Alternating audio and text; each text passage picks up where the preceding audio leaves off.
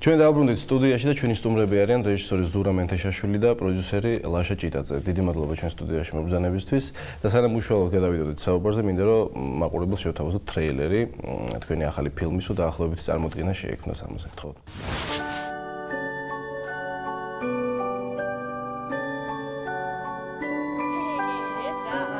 როცა დედამიწაზე შეიძლება იპოვო მონერებოსი.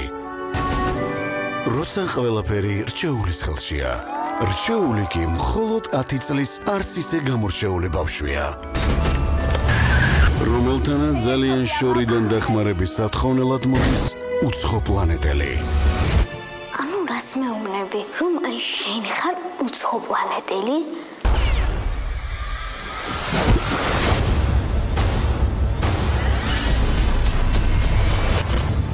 ყველაფერი დეტალურად და დამაგებულად მოვყევი. ბაბუ, მონერიბოსი უნდა მომცე. წესრიგი და სისუფთავე უპირველეს ყოფილზეა. ფიქრობ ბაბუ მონუსხულია. მოგითხარი ვერ იცნობს თქო. წავედით. სად? ზედმეტად მონუსხულს უნდა გავდეთ. ბანკი უნდა გავძარცვოთ.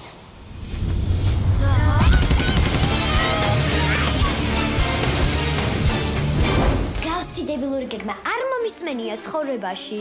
ეგრე ხო დაგვიჭირეს ყველა და გვაყურყუდეს მთელი ცხოვრება ციხეში.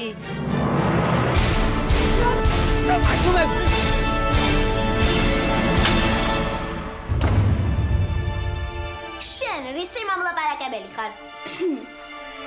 მე მეუბნები.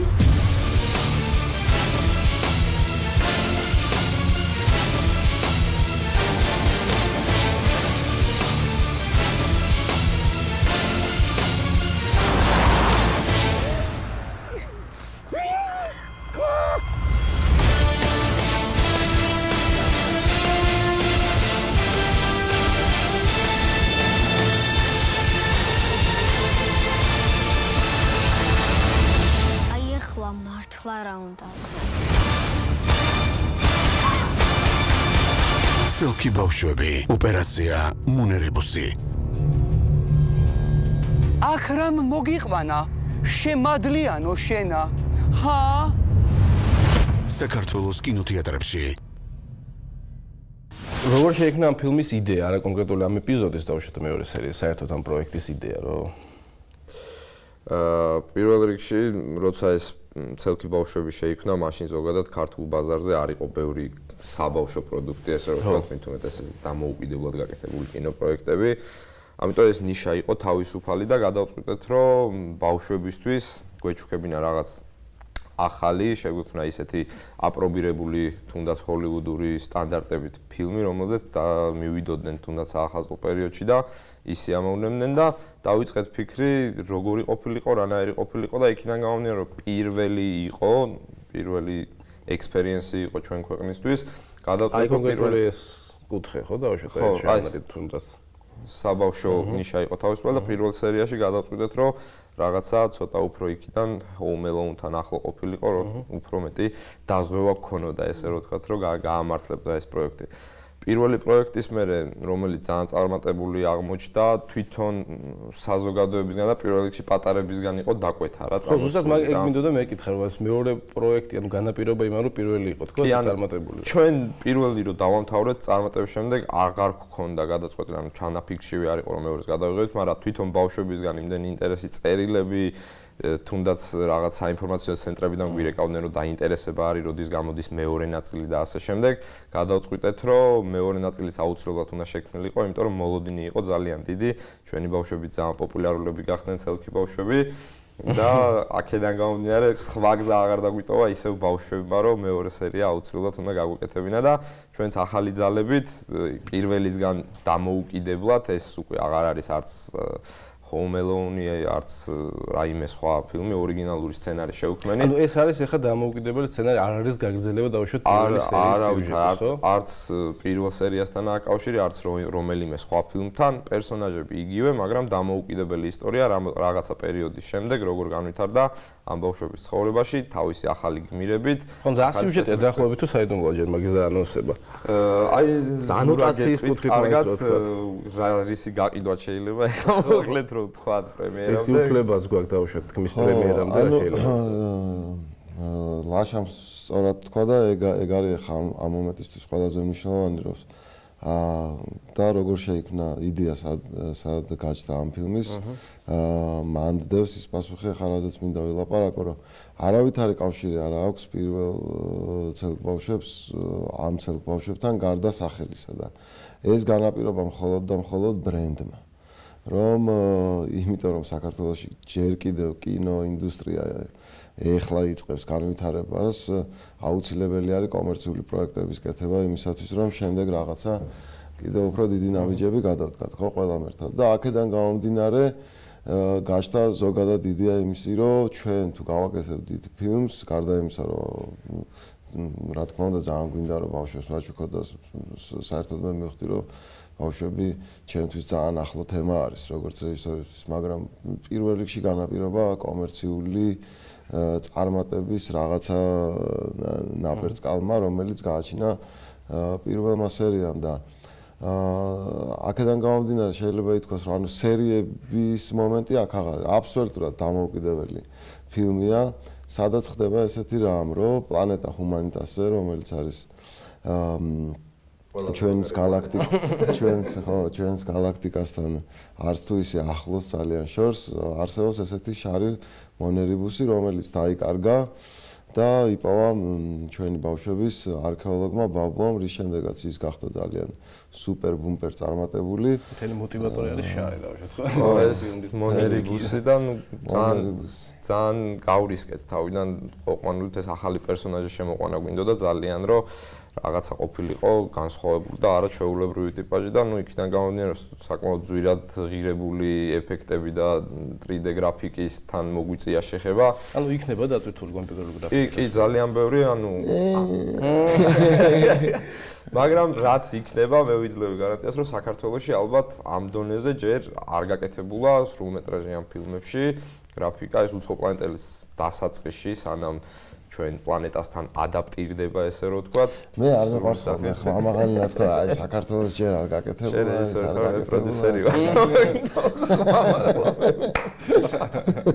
სტატუსების და მიხედვით ხო? მინდა რომ მაყურებელს ჩვენს მიერ მომზადებული სიუჟეტი შევთავაზოთ და ნახოთ რომ კიდევ უფრო კარგად მივხვდნენ რაზე გვაქვს საუბარი. აი ეს ბზარი იყო აქ თუ არა? ბავშვზე რა არის შენთვის ახალი წელი? სიცოცხლელა.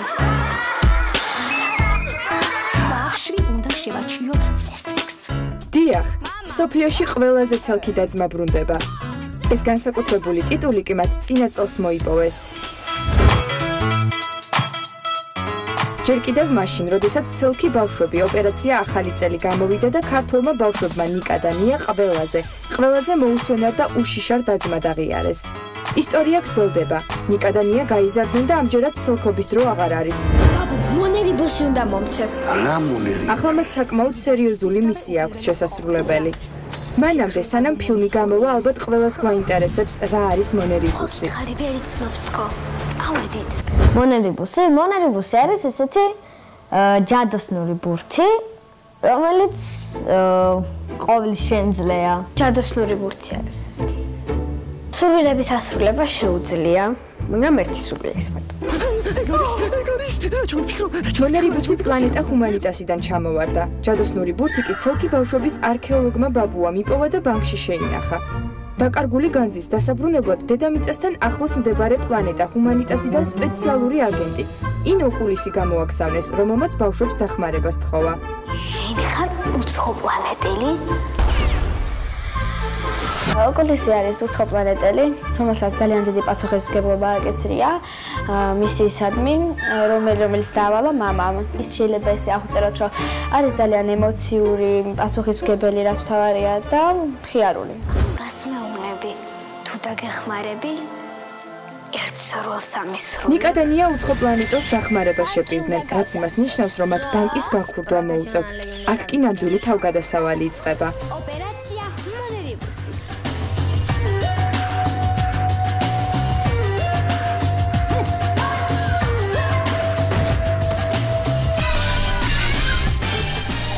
ერთი ორი სიჩუმე წავიდა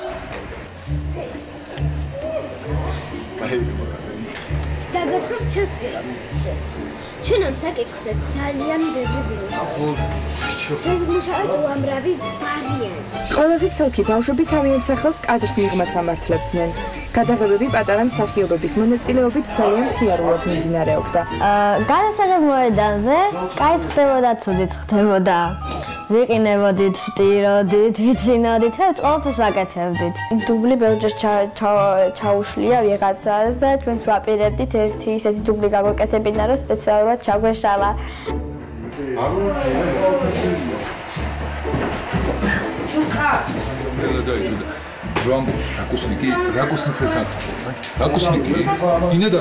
ბავშვებს ეს ფილმი იმიტომ მოეწონებათ, რომ არის ძალიან მასშტაბური.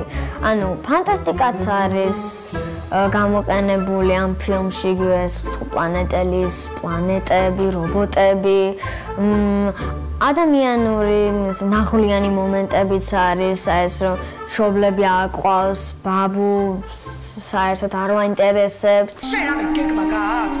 გეგმა? მოჭიდოს მეტი რა მაქვს. იბეიზე ნახე ძალიან მაგარი მოკასინება. უნდა გამოვიწერო და საფუში მინდა კომუნეთი. ასე რომ ახალი თავგადასავლისთვის მოემზადეთ.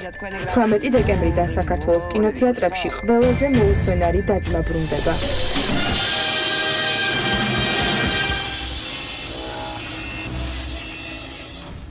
მოკლედ, რაც შეეხება კასტს, ანუ მსახიობების ჯგუფს, იგივე დარჩება, მოკლედ პირველ სერიაში იყო დატვირთული ცნობადი სახეებით და კიდევ დაემატებიან თუ იგივენი დარჩებიან თუ?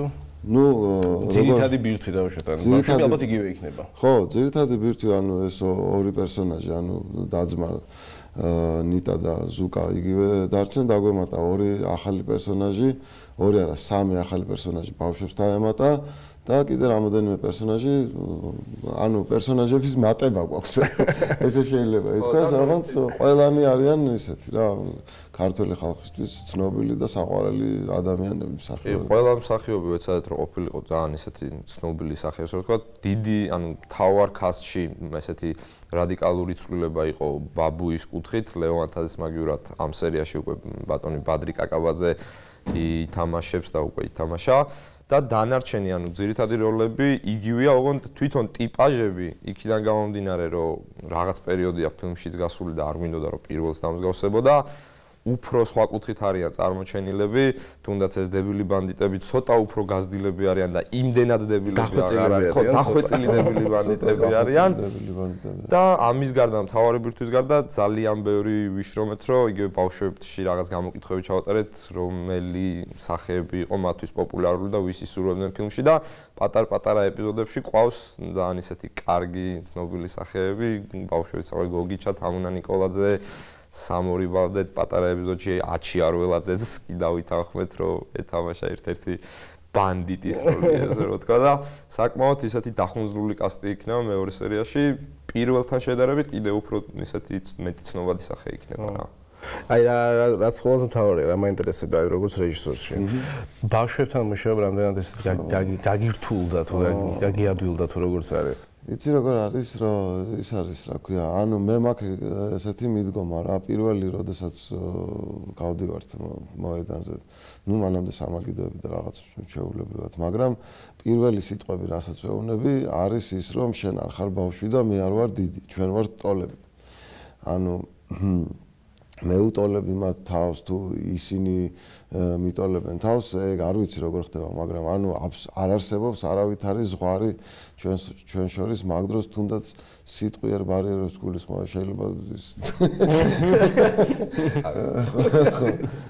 ხო მაგრამ ანუ ძალიან მაგარია იცი როგორ არის რომ ანუ ყველაზე მნიშვნელოვანი და მთავარი ხო ის არის რომ მსახიობისგან მიიღო გულწრფელობა და გულახდილობა რომ აიგრიში და ზოგადად თამაში არ არის ხო საჭირო და ანუ რამდენად ანუ ეს ხერხი გეხმარება რაღაც დონეს გადათამაშებისგან დავუშვათ მოშორებაში დაცლაში იცი როგორ არის რამდენადაც გულწრფელები არიან ბავშვები იმდენადვე არიან ჩაკეტილები იმ კუთხით, რომ აი ყველგან საიდან მოდის ესწავლის სკოლებში, იმაშა რო ასწავლიან, ხო იცი, დაზეპირებულ რაღაც, ანუ კაროჩე ეგ მომენტები აქვს რა, რომ აქეთ მხარეს დევს ეს დაზეპირებულ რაღაცა და მეორე მხარეს აბსოლუტურად დევს გულწრფელობა და აი ძალიან ვცდილობ ხოლმე და რა შევეცადე რომ აი დავავიწყო კამერა, დავავიწყო ის რომ გადაღება,